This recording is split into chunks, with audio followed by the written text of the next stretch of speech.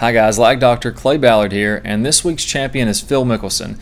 He won the British Open in an amazing final round 66, and the course conditions were tough. Let's go ahead and take a look at what Charles Schwartzel thought about the course conditions at this year's British Open. You are watching a very frustrated player.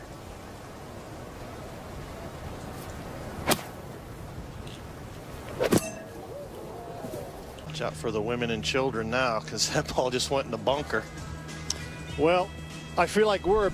Okay, so as we can see, Charles not having a lot of fun out there, nor were many of the players. A lot of the players were really frustrated with the course conditions and how tough the course was playing. Phil Mickelson, on the other hand, was hitting the ball fantastic. He was putting fantastic, and he put together one of the greatest rounds that I've ever seen, final round 66 in the British Open. Now, today we're going to talk about the difference between a release and a flip, and this is something that I think is a little bit of confusing or conflicting information out there. Phil Mickelson happens to have a great release, a very aggressive release of the golf club, but he does not flip the golf club. Today we're going to go over the difference in these two and how it can help to add distance and consistency to your game. Alright, so the first thing I want to talk about is Phil Mickelson, how soft he is in the downswing. And we all know from previous videos that he has some of the largest amount of lag on tour, and the real critical key for this, he has a tendency to get this club pretty long in the backswing. So we can see this is well past parallel. He's created a pretty sharp angle between his right forearm and the club at the top of the swing. Now, when most people do this, the majority of people, when they start to do this, as soon as they start down, what's going to happen is instead of maintaining this angle with very soft hands, they're going to start to lose this angle. So we can see Phil's hands are extremely soft here, and as he started down, he's kept this angle between the club and his right forearm, as opposed to flipping this club and trying to get a lot of power from the top. So that's the big mistake that I see a lot of people make when they get fully set at the top, as Phil is here, creating that very sharp angle. Your tendency is going to want to be to cast this club as you start down, start pushing that club out away from your body, and you're going to lose lag. And as we can see here, Phil definitely does not do that, and he is one of the softest players in the transition, with very little arm action and forearm action all the way through the downswing. So we can see all the way to the end here, he has maintained that angle very nicely between his, it would be his left forearm, excuse me, I think I said right forearm earlier. I'm used to talking with right-handers, but his left forearm and the club. So he is very soft in the transition, which is a key to keeping lag and actually increasing lag in the downswing. So now let's talk about the release of the club, and this is something that's incredibly important. This is where the rubber meets the road, so to speak, and this is the most important part of the golf swing, because this is the part that actually hits the ball. So here, I'm going to stop the butt end of his club about 4 inches or so behind the ball, and we're going to notice that his right wrist is facing the camera. It's facing us directly ahead.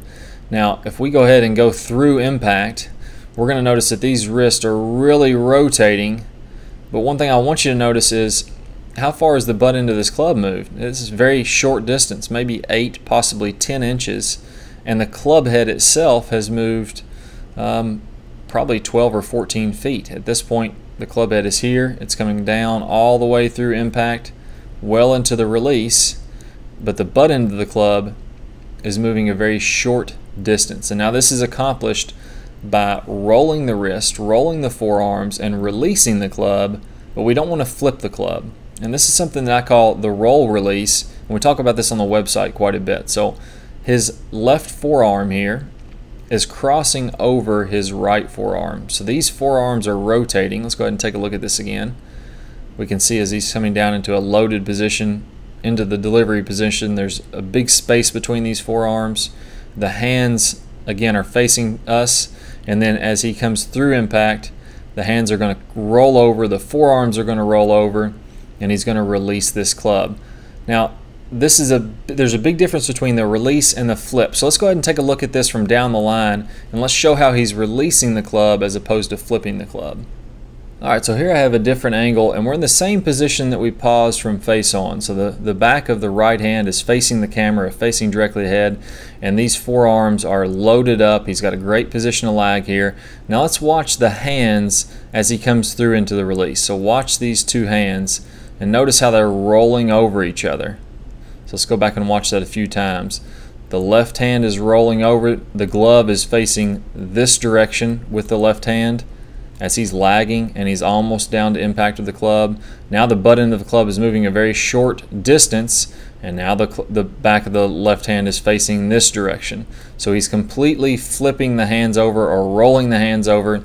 Flip has a bad connotation, and I'm going to explain the difference here between a flip and a release.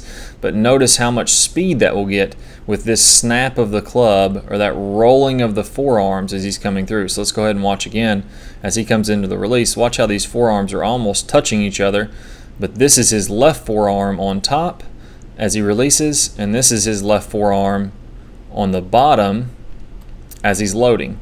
So the forearms and the wrist are rolling over, getting a lot of snap through impact and getting a lot of great club head speed. So that's just an easy way to get club head speed.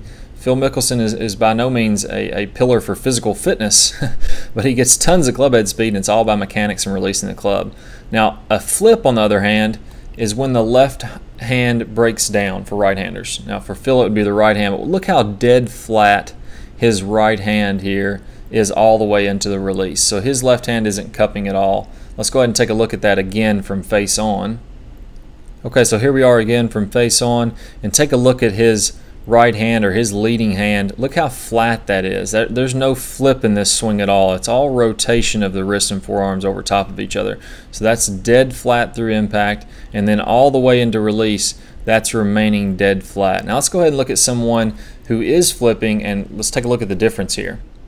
Okay, so let's take a look at a recent student I've had and show the difference between a release and a flip. So here, this student's trying to use his hands and his arms to generate club head speed. He's not taking advantage of mechanical rotation and mechanical ways to generate club head speed. And now you can see the butt end of his club, the hand is facing us toward the camera, but he's lost all of his lag here. This club, in relationship to where Phil Mickelson was, Phil Mickelson's hands were about here as he's coming down. And then as this student powers through with his hands and tries to generate a lot of speed, notice what happens to that left wrist. Now he's got a big cup in that left wrist. His right wrist is pushing through, and this is breaking down. And this happens from no rotation. So we can see here that his forearms have not rotated over top of each other, and that he's holding off this release in an effort to get power. So again, let's go back and look at Phil Mickelson one more time. Okay, so all the way through impact here, we're seeing that the leading hand, the leading wrist is dead flat. We're noticing this right wrist for Phil, since he's a left-hander, is dead flat. It's rotating over, remaining dead flat, and getting great club head speed through the proper release of the club, and doing a really fantastic job of doing so.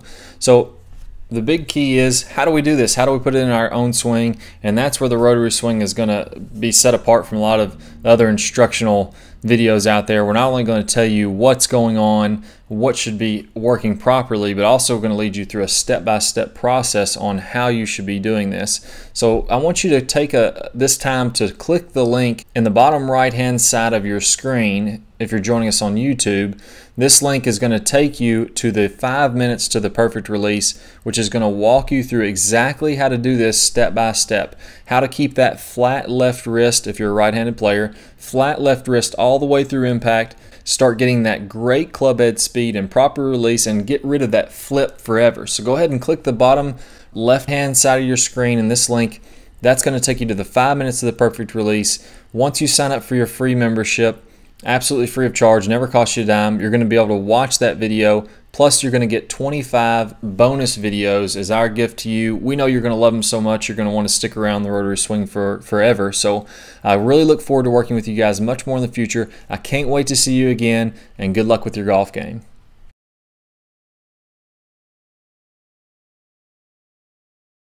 Now it's time to take action.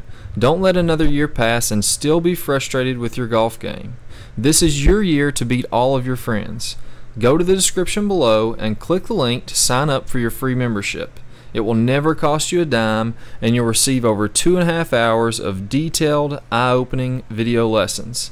Plus, you will be able to see the remainder of this video, only available if you click the link on this particular video. Be the first of your friends to join our 40,000 plus free members. We look forward to having you on our team.